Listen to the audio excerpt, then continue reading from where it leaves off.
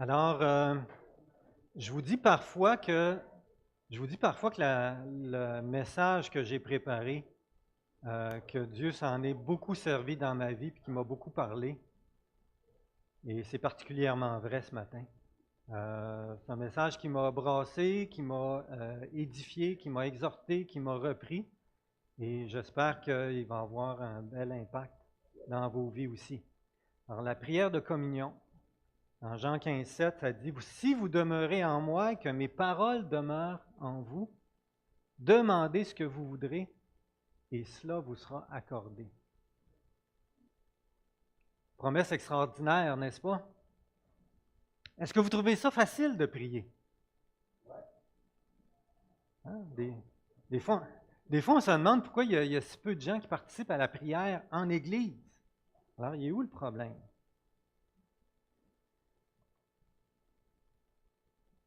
Le message de ce matin, il est inspiré de la vidéo sur la prière qu'on a faite dans Une vie en mission.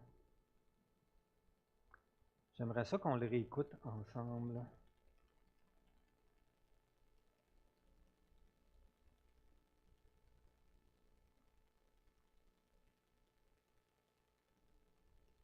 Tu veux mettre le son, s'il te plaît?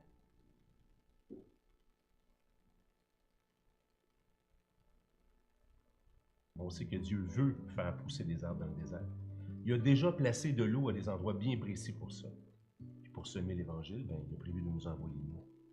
Sauf que nous, on n'a pas la possibilité ni de faire pousser la semence, ni même de savoir où est l'eau. Donc, prier, c'est comme de demander au Créateur du désert de nous conduire directement aux endroits où il a déjà mis de l'eau. Donc, si on doit faire notre travail et partir dans le désert, on doit se faire un plan de travail qui est conséquent avec notre compréhension. Dans ce plan de travail-là, le point numéro 1, c'est la prière. On a bien compris jusqu'à date, puis on l'a répété à plusieurs occasions, que notre rôle ne consiste pas à convaincre les gens, mais à trouver ceux que le Saint-Esprit est présentement en train de convaincre. Donc ça doit nous amener dans une attitude différente. Les choses ne dépendent pas de nous. C'est pas ce qu'on va faire qui va changer quelque chose. C'est notre capacité de discerner le travail du Saint-Esprit. Donc on doit joindre le travail que le Saint-Esprit est déjà présentement en train de faire. Ça nous amène à réaliser qu'on ne peut rien faire par nous-mêmes. Il y a plusieurs manières de prier, mais je dirais qu'il y a deux postures de cœur différentes qui nous dirigent dans la prière. La première, je pourrais dire que c'est la prière de l'indépendance. La deuxième, c'est la prière de la dépendance. Avant que les humains mangent du fruit de l'arbre de la connaissance du bien et du mal, donc la connaissance, elle était liée à ce que Dieu avait déclaré. Ce qui les a attirés dans l'arbre de la connaissance du bien et du mal, c'est ce que le diable leur a dit. Dieu sait que le jour où vous en mangerez, vous ne mourrez pas, mais vos yeux vont s'ouvrir et vous allez devenir comme Dieu. Deviennent, on pourrait dire, comme un petit Dieu capable de voir les choses dans l'indépendance. Le comportement par défaut depuis la chute, il est celui de l'indépendance. Quand on arrive dans la vie chrétienne, le comportement par défaut est encore là. On est capable de faire beaucoup de choses par nous-mêmes. L'indépendance, elle est là quand même, et ça se transporte, même dans notre service pour Dieu. La prière dans l'indépendance, c'est la prière dans laquelle l'humain fait son plan. Mais il demande à Dieu, Seigneur, pourrais-tu bénir le travail que j'ai fait? C'est de l'indépendance. La prière de la dépendance, c'est l'inverse. C'est celle dans laquelle l'humain réalise qu'il ne peut rien faire. C'est ce qui nous amène dans notre passage ici de Jean chapitre 15. Demeurez en moi, je demeurerai en vous. Comme le sarment ne peut de lui-même porter du fruit s'il ne demeure attaché au cep, ainsi vous ne le pouvez non plus si vous ne demeurez en moi. Je suis le cep, vous êtes les sarments. Celui qui demeure en moi et en qui je demeure porte beaucoup de fruits. Car sans moi, vous ne pouvez rien faire. Et au verset 7, on voit ici, si vous demeurez en moi et que mes paroles demeurent en vous, demandez ce que vous voudrez et cela vous sera accordé. Ici est la clé. Ici est la clé de tout ce qu'on va faire. Pour qu'il y ait un fruit, il faut qu'il passe de la sève. La branche n'a pas la capacité en elle-même de porter du fruit. C'est la sève qui monte au travers du tronc et qui passe au travers de la branche qui porte du fruit. Nous, on est la branche. Si la branche n'est pas connectée sur le tronc qui est Jésus, on ne peut pas porter le fruit qu'on attend. Sans moi, vous ne pouvez rien faire. Il est question ici vraiment de fruits. Puis encore plus dans tout ce qui touche à participer au miracle de la régénération. Parce qu'il y a bien un endroit où on doit s'assurer d'opérer dans la dépendance. C'est là. Donc, ça va nous conduire dans la prière avec une autre attitude. On doit s'attacher à lui et puis chercher sa direction du début à la fin.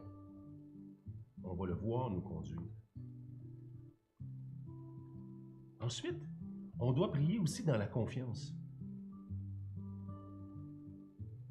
On le sait qu'il veut sauver. Je vais arrêter là. Quand j'ai entendu ça, cette semaine, Dieu me l'a rappelé, puis quand j'ai demandé sur quoi j'allais prêcher, il m'a mis à cœur de revenir sur ce sujet-là, puis de le développer. Et de revenir sur Jean 15,7. Si vous demeurez en moi, que mes paroles demeurent en vous, demanderez ce que vous voudrez, et cela vous sera accordé. D'un côté, prier, c'est facile, parce qu'on a un accès direct au Père. Dieu peut faire infiniment au-delà de ce que nous demandons ou pensons. Des fois, on ne l'a même pas exprimé, on l'a juste pensé, puis Dieu nous exauce, il nous répond. Alors, le temps d'un instant, notre prière monte direct au Père. Alors, d'un côté, c'est facile. D'un autre côté, c'est difficile. On est occupé, on est distrait par un paquet de toutes sortes de choses. Quand on a terminé notre journée, on est fatigué. Puis la réalité est plus souvent qu'autrement que la journée a passé, puis qu'on ne peut prier. J'aimerais que vous vous rappeliez ce matin que la prière adressée au Père avec foi fait intervenir la puissance de Dieu. S'il y a une chose qui fait trembler Satan et les démons, c'est bien la prière de foi des chrétiens. Les chrétiens peuvent s'occuper de plein de choses, peuvent servir dans l'Église, peuvent apprendre plein de choses sur la Bible, sur Dieu, sur Jésus-Christ, peuvent socialiser et avoir du bon temps ensemble. Ça ne te dérange pas trop, Satan. Et quand les chrétiens sont unis d'un même cœur, qui prient avec foi, avec persévérance, ça, il en tremble dans ses culottes. Il n'est pas content. Alors, prier avec foi et persévérance pour conduire des âmes à Christ, lui, ça ne le rend pas content. Mais toi, est-ce que ça te rend content? Est-ce que ça fait la joie de ton cœur ou ça te laisse plutôt indifférent? Est-ce que c'est important pour toi ou pas? Quelqu'un a dit, la prière est la respiration de l'âme du croyant. Comment va ta respiration spirituelle? On ne respire pas, on vient bleu, hein? Es-tu un chrétien bleu? Ouais. Mauve, rouge, violette. Aimerais-tu ça prier d'une façon qui fait intervenir la puissance de Dieu? On aimerait tout ça. Mais ce matin, on va voir qu'il y a 3 conditions. C'est une question de communion. Si tu as de la difficulté dans ta prière, dans ta vie de prière, c'est pas tant une question, c'est pas tant un problème de prière qu'un problème de communion. Communion vient de 2 mots qui veulent dire unité, avec unité. Et ce que Jésus nous parle ici, c'est d'être un avec lui, d'être un avec sa parole, puis d'être un les uns avec les autres. La prière de communion. Avant d'aller plus loin, prions.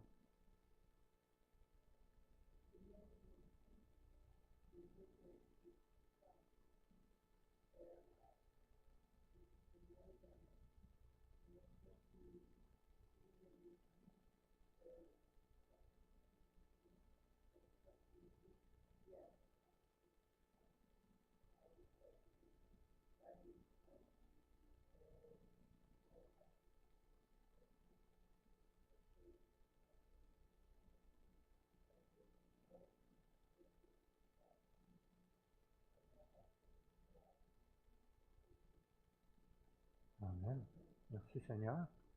Père, te demandons pardon, on n'est pas toujours fidèle.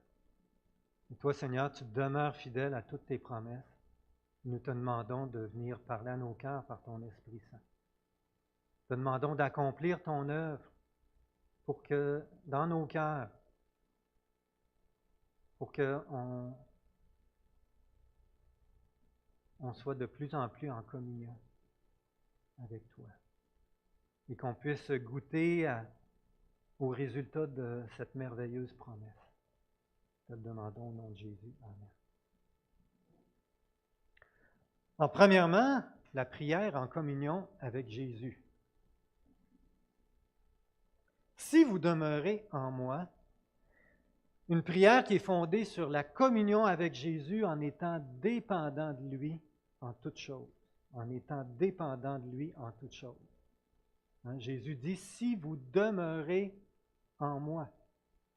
Et il nous exhorte à le chercher au verset 4. Il nous dit, demeurez en moi comme moi en vous. De même que le sarment ne peut de lui-même porter du fruit s'il ne demeure sur le cep, de même vous non plus, si vous ne demeurez en moi. L'image est frappante, hein? Une branche, ça y prend de la sève pour être vivante. S'il n'y a pas de sève, justement, j'ai un petit arbre chez nous que j'ai planté l'année passée, là, puis il y a 2 branches qui ont de la sève, les autres, ils ont séché. On va être obligé de les couper. Ça prend de la sève qui vient du tronc. Mais les sarments, c'est nous. C'est nous qui sommes branchés au Père, à Jésus-Christ, au tronc. La sève provient de Jésus. Et au chapitre 14, Jésus parle du Saint-Esprit, qu'il va envoyer le Saint-Esprit, donc on pourrait associer la sève au Saint-Esprit qui vient habiter en nous puis qui nous conduit. Mais maintenant, qu'est-ce que le fruit? C'est quoi le fruit? Je vous suggère ceci, le fruit, c'est de donner sa vie pour le salut des âmes. Où est-ce que je vais chercher ça? Je ne l'ai pas inventé, je suis allé le chercher dans le contexte. On lit au verset 12 et 13, c'est ici mon commandement. Aimez-vous les uns les autres comme je vous ai aimé. Il n'y a pas de plus grand amour que de donner sa vie pour ses amis. Jésus se donne en modèle pour que nous aimions comme lui nous a aimés. Et comment il nous a aimés? Il a donné sa vie pour nous sauver.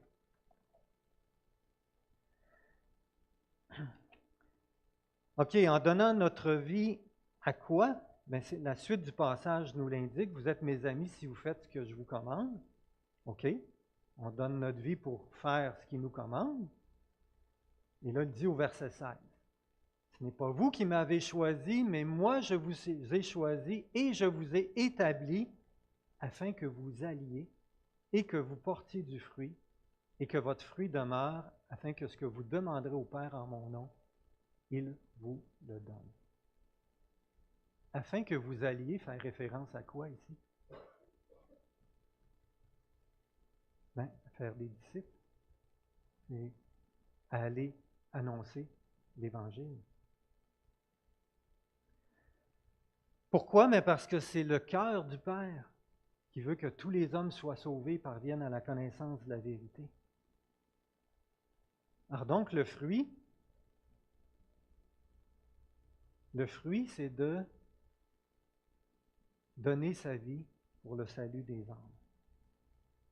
Quand la sève qui part du tronc coule dans les, pas des veines, là, mais en tout cas, je vais le dire de même, les veines du sarment, je suis vétérinaire, je ne suis pas biologiste, je ne connais pas les termes en biologie. Alors, cette sève produit le désir du Père de produire ces fruits-là. Produit ce désir que d'autres soient sauvés et connaissent Jésus-Christ. Mais on n'a pas ce pouvoir-là en nous-mêmes de produire ces fruits-là. C'est Dieu qui le fait, en coulant par son esprit qui agit à travers nous. Alors Jean-François l'a dit tantôt, la régénération, c'est une œuvre qui est surnaturelle, que seul le Saint-Esprit peut faire. Mais Dieu a choisi d'utiliser des témoins comme canal, comme instrument, comme outil pour le faire connaître. Et c'est Dieu qui produit ce désir-là dans nos cœurs, d'être participant à cette œuvre. Pas de désir, mais pas de sève. Pas de sève, pas de fruits. Jésus nous appelle à vivre à chaque jour, à chaque instant de chaque jour en communion avec lui, dépendant de lui, pour que lui, à travers nous, produise ce fruit pour lequel on prie. Et quand on est en communion avec Jésus, puis qu'on a ce désir-là dans notre cœur, c'est là que nos prières font intervenir la puissance de Dieu, parce qu'on a le même désir que Jésus. Il y a juste une condition, si vous demeurez en moi. Es-tu quelqu'un d'indépendant? Moi, je suis quelqu'un de pas mal indépendant. Je fais mes affaires, je planifie ma journée, j'organise toutes mes petites choses, puis je suis parti. Je suis quelqu'un d'assez indépendant. Je m'occupe, ma journée passe, puis elle peut passer sans que je sois trop en communion avec le Père. Es-tu comme ça? Mais si on veut être connecté au Seigneur, puis être utilisé par lui pour porter du fruit, on a un choix à faire. Décider de vivre dans la dépendance de Jésus-Christ et de son Esprit.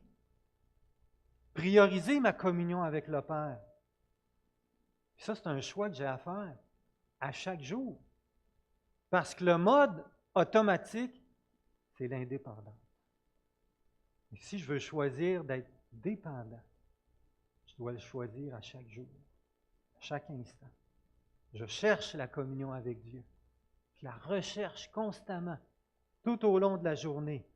Je cherche à être dépendant de lui. Pardon Seigneur, là je suis parti dans mes affaires là, en indépendant. On revient à lui. C'est le plus important. Parce que sinon, on va continuer comme d'habitude. Au verset 1, Jésus dit, « Moi, je suis le vrai cep, et mon Père est le vigneron.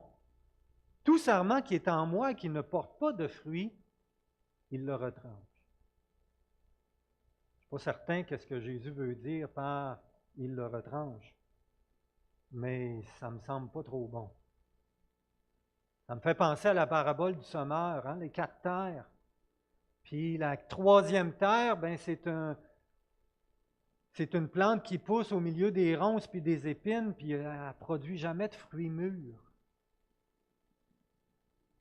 Puis dans la parabole du semeur, ben, le fruit, c'est la semence, c'est l'Évangile, c'est proclamer l'Évangile.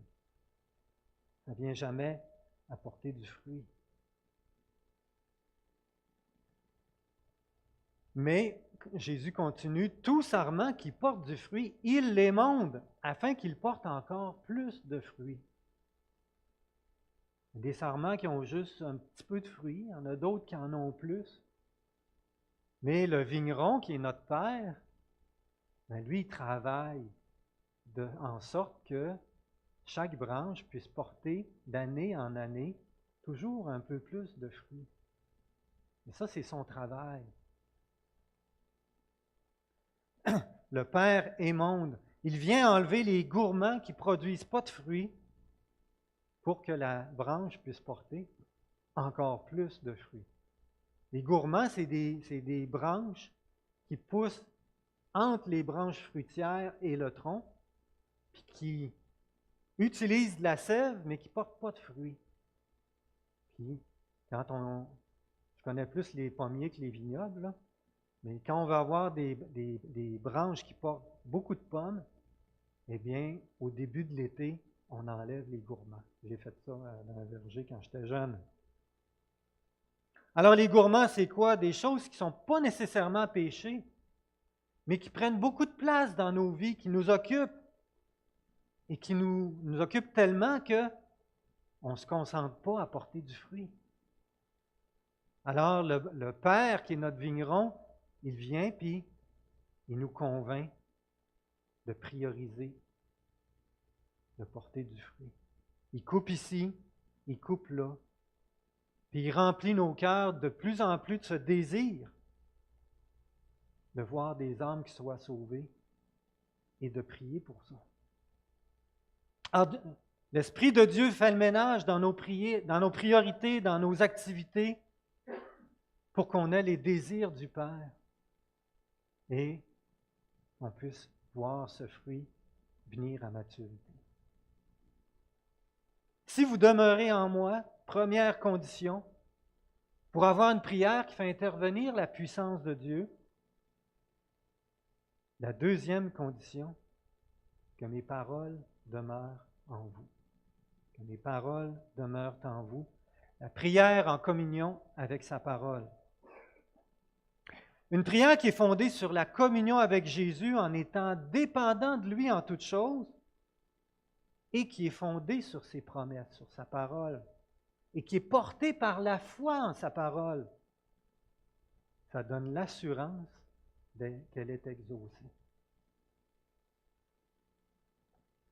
On peut avoir foi dans les promesses de Dieu parce qu'on a un Dieu qui est bon, qui est fidèle, qui est digne de confiance.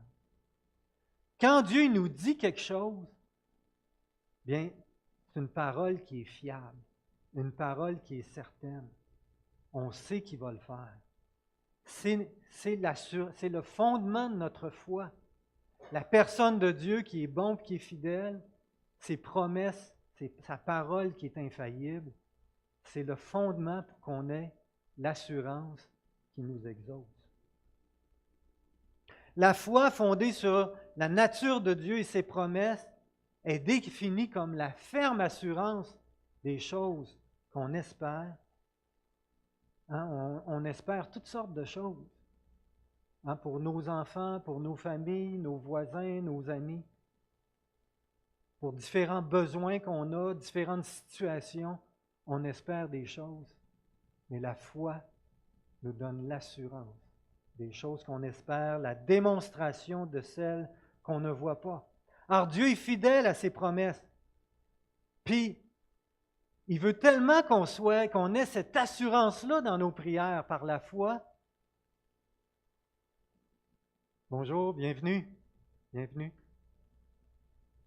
Alors je disais, il veut tellement qu'on ait de l'assurance dans les prières qu'on lui adresse par la foi, bien, qu'il nous donne des promesses, pas rien qu'une, pas rien que deux, mais plein de fois qu'il nous le promet. Et juste dans le contexte de Jean, il nous dit 4 fois, chapitre 14, 15 et 16, il nous le dit 4 fois.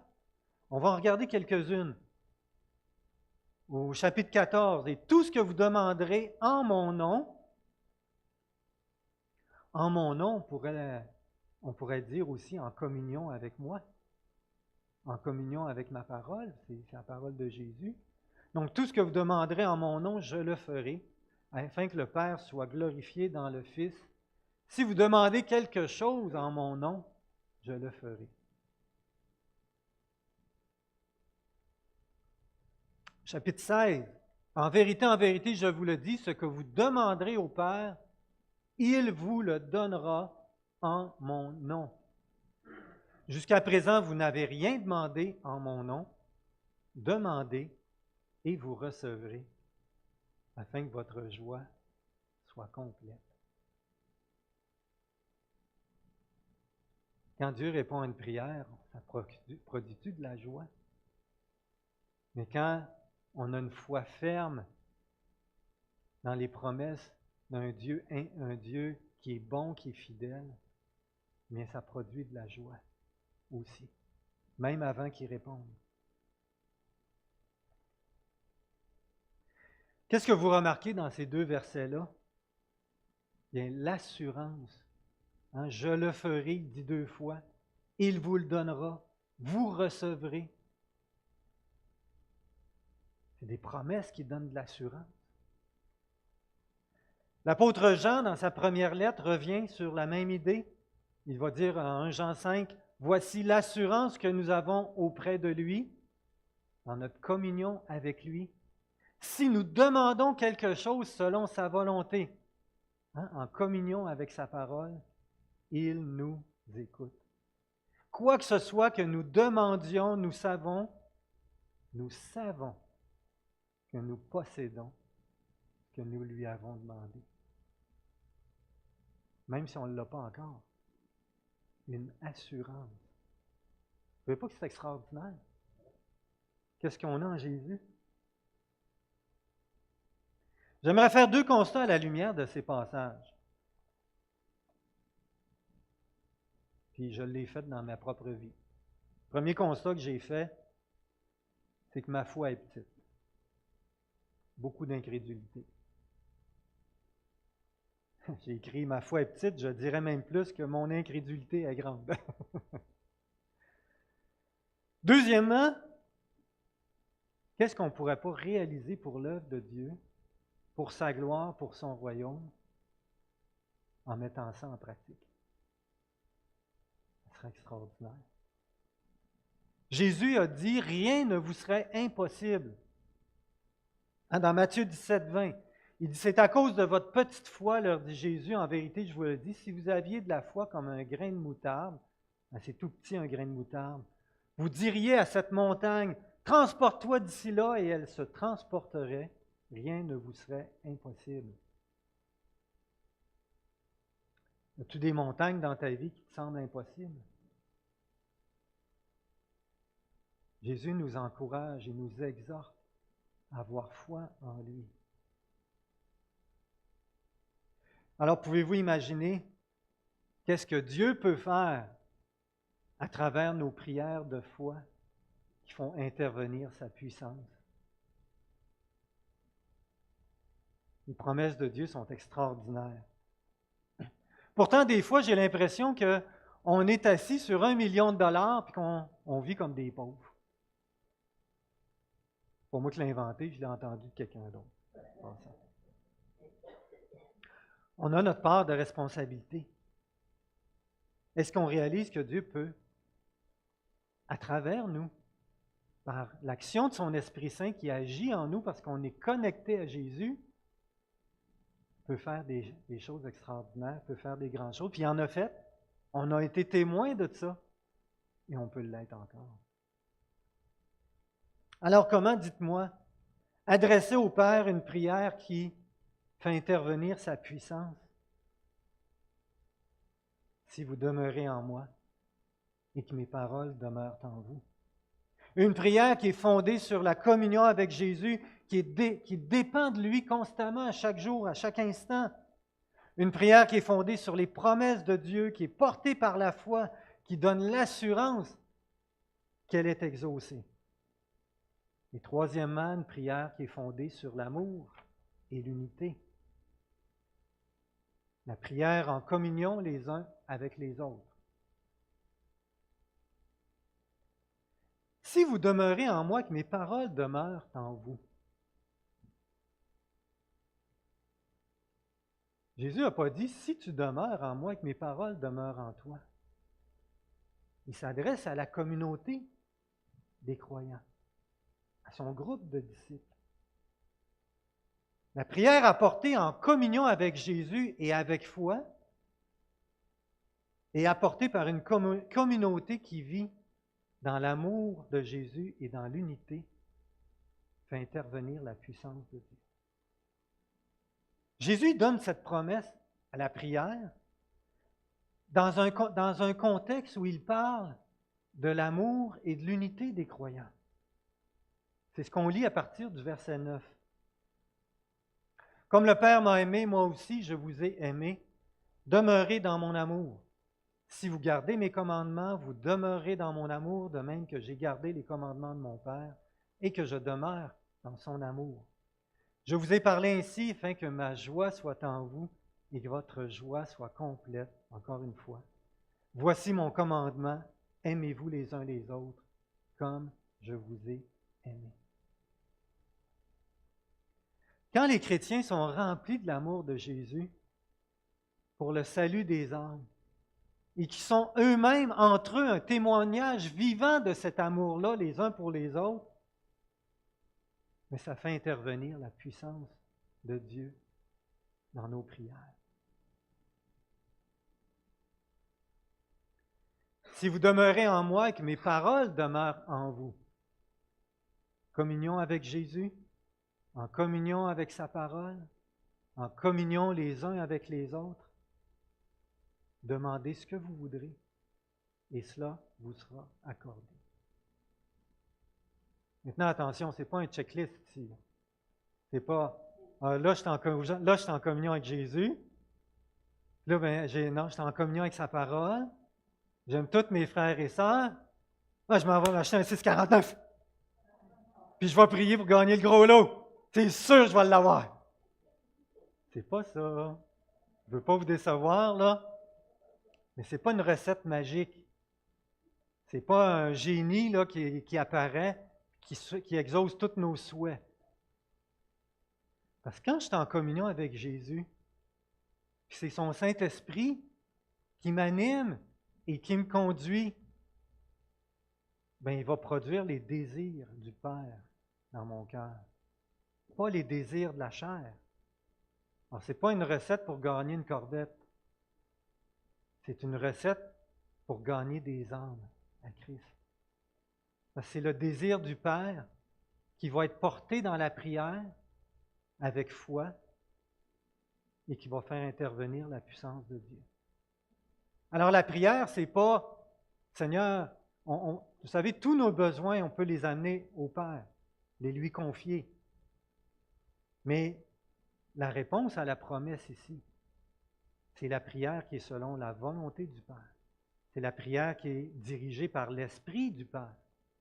C'est la prière qui est inspirée de la parole du Père.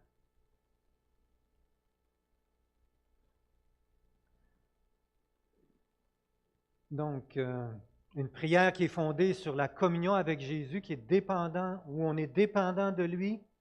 Une prière qui est fondée sur les promesses de Dieu, portée par la foi en un Dieu qui est bon, qui est fidèle et dont les promesses sont infaillibles et qui nous donne l'assurance d'être exaucés. Et une prière qui est fondée sur l'amour et l'unité. Ainsi, la prière apportée en communion avec Jésus, avec foi, par une communauté qui vit l'amour et l'unité, ça fait trembler le diable. Satan, il ne veut pas que ça arrive. Alors, il va tout faire pour l'empêcher. Je reviens là-dessus d'un instant. D'abord, l'exemple de l'Église de Jérusalem dans Acte 4. Attendez, je recule. OK, on avance. Non. Dans Acte 4. Je ne l'ai pas mis. Ah oui, il est là. Merci. Quand ils eurent prié, le lieu où ils étaient assemblés trembla. Ils furent tous remplis du Saint-Esprit et ils annonçaient la parole de Dieu avec assurance. Ils étaient rassemblés en commun. Ils ont tous prié cette prière-là et elle a fait intervenir la puissance de Dieu. Wow!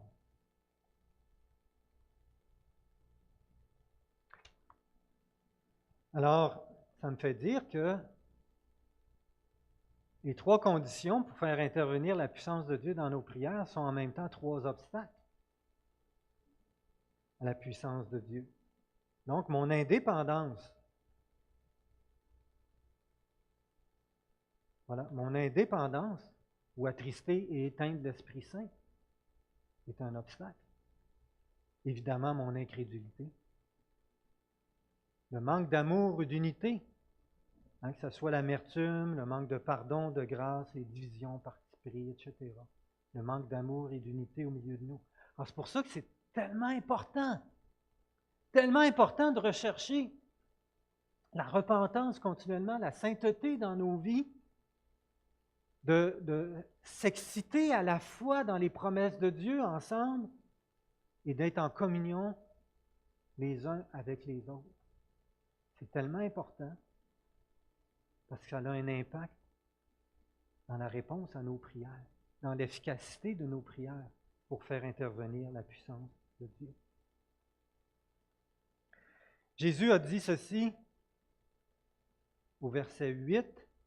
Mon Père est glorifié en ceci que vous portiez beaucoup de fruits et vous serez mes disciples.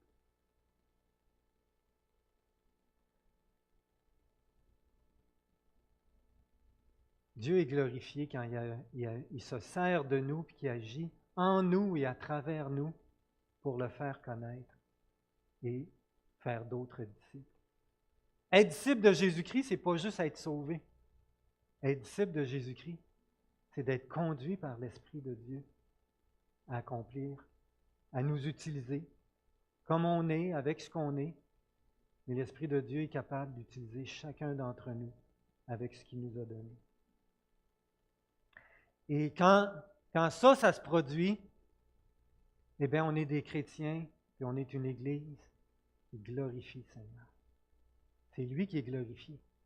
Parce que ça va être évident que ce n'est pas nous qui le faisons, mais que c'est l'Esprit de Dieu à travers nous qui le fait. Alors, que faire pratiquement? Vous savez, j'essaye toujours de mettre ça pratico-pratique le plus possible. Je ne réussis pas tout le temps, mais j'essaye. Alors, premièrement, rechercher notre communion avec Dieu, mettre notre foi en ses promesses et avoir un amour sincère et véritable. Ça commence par rechercher la sainteté dans nos vies. C'est pas vrai que un péché que je fais tout seul chez moi, ça l'affecte juste moi. Non, c'est pas vrai, ça affecte toute la communauté et l'action de Dieu au milieu de nous. Confesser, se repentir de tout péché, de toute désobéissance, de toute résistance, de toute indépendance. Prendre à cœur les âmes perdues, participer aux prières en Église. Parce que quand on prie tout seul, ça a de l'impact, mais quand on prie ensemble, dans l'amour et l'unité, ça a tout un impact. Ça a un impact encore plus grand. Deuxièmement, se repentir de notre incrédulité et chercher à prier avec foi selon la volonté de Dieu qui nous donne l'assurance d'être exaucés. Et troisièmement, de se repentir de tout manque d'amour, manque de pardon, de grâce, de passer par-dessus les fautes, de mauvaises attitudes qu'on a les uns avec les autres. Et en ce faisant, Satan, il va tout faire pour qu'on n'aille pas là. Hein? Il va tout faire pour qu'on s'entête dans nos péchés, qu'on reste incrédule, qu'on manque d'amour les uns avec les autres, puis qu'on ne prie pas ensemble. Il va tout faire pour ça. Soyez conscients de ça. Puis embarquez pas dans son jeu. Il va tout faire pour qu'on continue d'être indépendant, qu'on s'occupe de plein de choses, puis qu'on ne mette pas en priorité de prier, et particulièrement de prier avec nos frères et sœurs. Alors, je vous rappelle que à l'Église, on a 3 rencontres, 3 temps pour prier ensemble.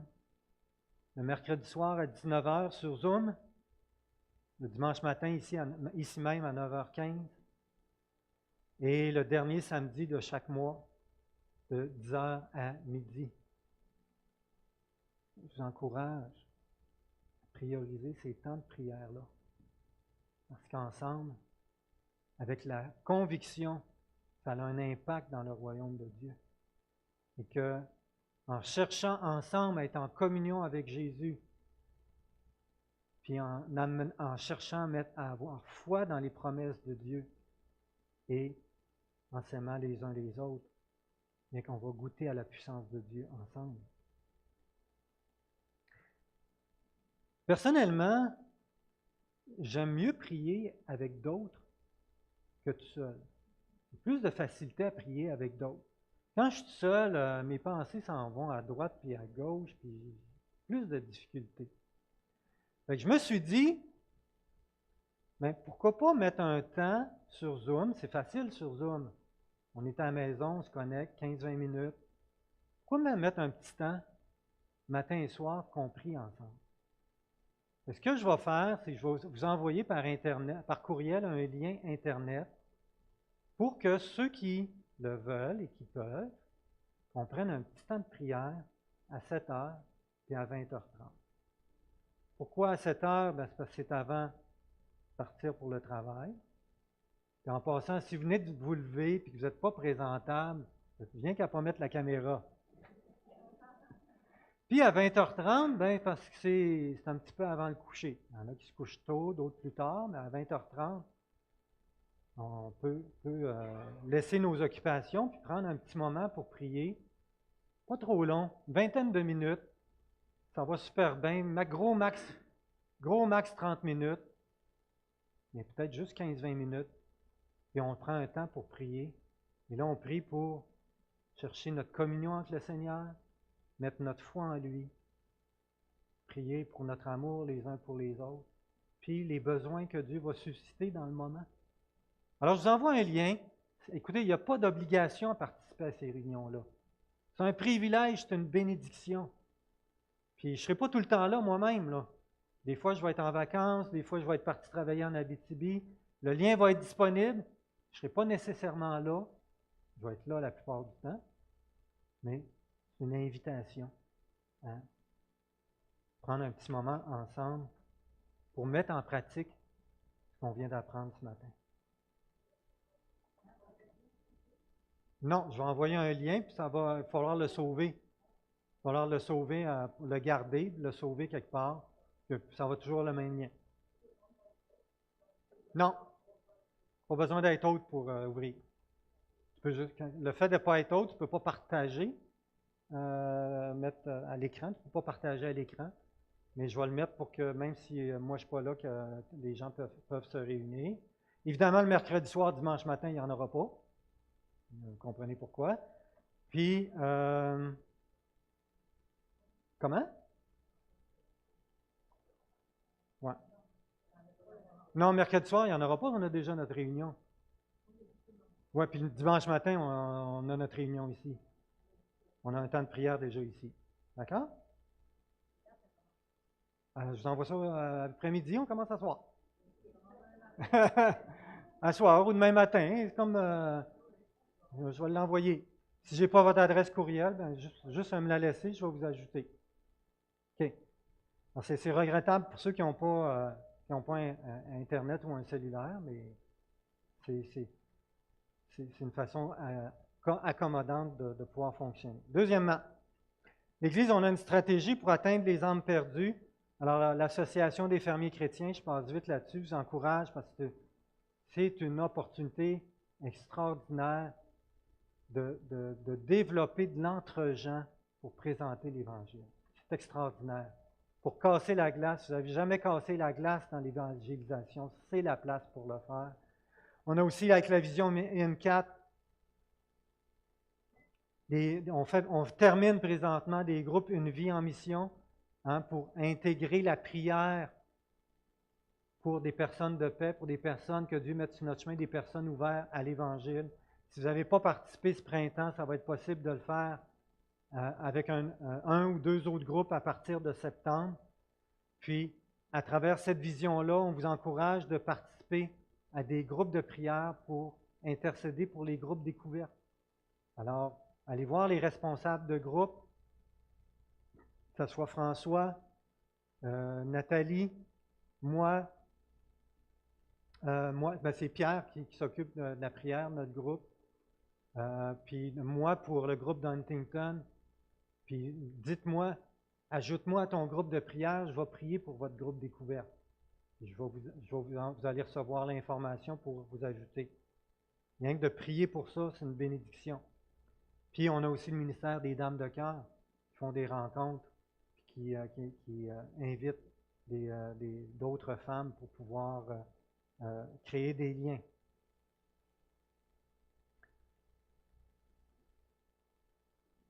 Un disciple qui est en communion avec Jésus ça ne peut pas faire autrement qu'il ait les désirs du Père que d'autres soient sauvés et qui a à cœur d'être utilisé par Dieu pour porter du fruit. Jésus il donne un avertissement au verset 6, un avertissement qui est quand même à prendre au sérieux. Si quelqu'un ne demeure pas en moi, il faut comprendre que dans le grec, le temps présent a la notion de continuité. Donc, on doit lire « si quelqu'un ne demeure pas continuellement en moi ». Il est jeté dehors comme le sarment et il sèche. Puis on ramasse les serments, on les jette au feu et ils brûlent. Un avertissement à prendre au sérieux. Que ça ne peut pas faire autrement que d'être en communion avec Jésus, d'avoir au moins pour une petite part ce désir-là, le désir de Jésus dans notre cœur. Si tu as gardé ta vie pour toi-même toutes ces années et que tu ne t'es pas soumis à Jésus-Christ pour qu'il dirige ta vie, je t'invite à le faire. À lui remettre ta vie entièrement, qu'il te remplisse de son Esprit Saint et qu'il te conduise. Ce n'est pas à toi de produire ces désirs-là. C'est l'Esprit de Dieu qui va le produire en toi. Je termine avec un dernier passage. Jean a bien compris l'enseignement de Jésus et il va le dire dans son première lettre, première épître de Jean au chapitre 3. Eh bien, il va dire ceci, qui résume ou qui dit en d'autres mots exactement ce que Jésus a dit ici. Bien-aimés, si notre cœur ne nous condamne pas, nous avons de l'assurance devant Dieu. Quoi que ce soit que nous demandions, nous le recevons de lui parce que nous gardons ses commandements et que nous faisons ce qui lui est agréable. Ça revient à être en communion avec Jésus. Et voici son commandement que nous croyons au nom de son Fils Jésus-Christ. Ça revient à avoir foi en ses promesses. Et que nous nous aimions les uns les autres selon le commandement qu'il nous a donné. On soit en communion les uns avec les autres. Celui qui garde ses commandements demeure en Dieu et Dieu en lui. Et nous reconnaissons à ceci qu'il demeure en nous par l'Esprit qu'il nous a donné. Je pense que ça dit tout, hein? Prions. Et je vais prier pour conclure.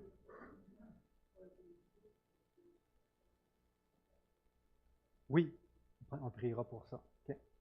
Alors, Père bien-aimé, quelle parole extraordinaire que Jésus nous donne dans Jean 15. On a entendu plusieurs messages sur ce passage-là, ce n'est pas pour rien, il est tellement extraordinaire. Et ce matin, Seigneur, tu nous interpelles, tu nous exhortes, tu nous reprends. Te demandons pardon, Seigneur, d'avoir été indépendant, d'avoir été même parfois rebelle, d'avoir été incrédule, d'avoir manqué de foi, de ne pas avoir prié puis de ne pas avoir cru que tu pouvais faire une différence. Puis pardonne-nous pour nos manques d'amour, Seigneur, particulièrement envers nos frères et sœurs. Nous te demandons la grâce de vivre à chaque jour en communion avec toi. Te demandons de produire, de faire grandir la foi dans nos cœurs, qu'on ait de plus en plus foi en tes promesses. Te demandons de nous remplir ton Saint-Esprit et que ton Esprit répande ton amour dans nos cœurs, qu'on ait cet amour, ton amour pour les âmes qui ne sont pas sauvées et qu'on ait ton amour qui donne sa vie pour ceux qui ne te connaissent pas et pour nos frères et sœurs. On a un amour véritable et sincère qui pardonne et qui passe par-dessus les fautes et les offenses. Seigneur, nous te demandons cette grâce parce qu'on n'est pas capable de produire ça par nous-mêmes. Nous te demandons de nous protéger du malin qui veut nous détourner d'une prière qui fait intervenir la puissance de Dieu. Il ne veut surtout pas qu'on vive ça en Église. En Père, nous te demandons de nous garder du malin, qu'on soit conscient de ses ruses Et donne-nous la grâce de vivre des temps de prière qui ont un impact pour ton royaume et qui te glorifient. Merci, Père, pour ce merveilleux passage de ce matin. Au nom de Jésus. Amen.